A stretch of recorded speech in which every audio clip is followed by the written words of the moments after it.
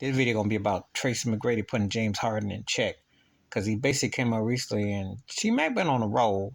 He came out saying that players today don't really play. It's all about the bag. It's always been about the bag, but you sense that cats get on certain teams and they just get, they stat pad and they not really bringing anything else. Just kind of like when you watch the All-Star game, it's just kind of like that, but it ain't nothing new. But this one was about James Harden. He basically said you didn't play with more All-Stars than anybody and you've been rolling around and you're always looking for a cop out. You just don't stay consistent, and I agree.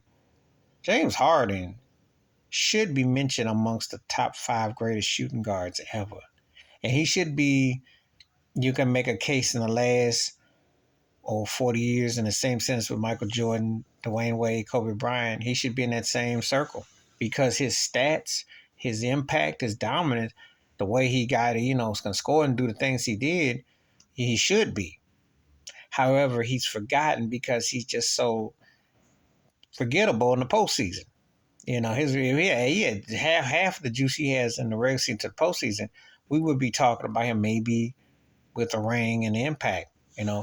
Buddy of mine asked me a few years ago, said if this guy won a ring or two, what would the impact, where would he rank? I said, well, he'd be, because stat wise and what he can do, but it just doesn't translate. He just comes across lethargic and he just don't really care and he just kind of like goes through emotions and you just kind of left thinking, man, this guy.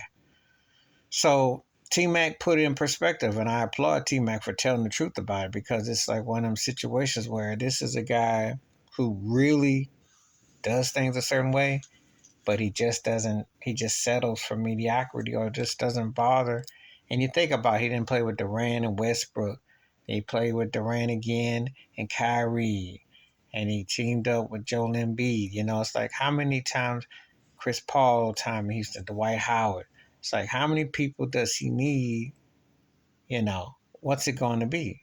Why is it that for a guy who was a prolific scorer and productive, it just doesn't translate? So anyway, please hit like, subscribe, rock your thoughts, comments, and I do respond. Thank you. Wash your hands. Keep your mind clear. Watch out for another shit review if you like, and I'm out. Peace.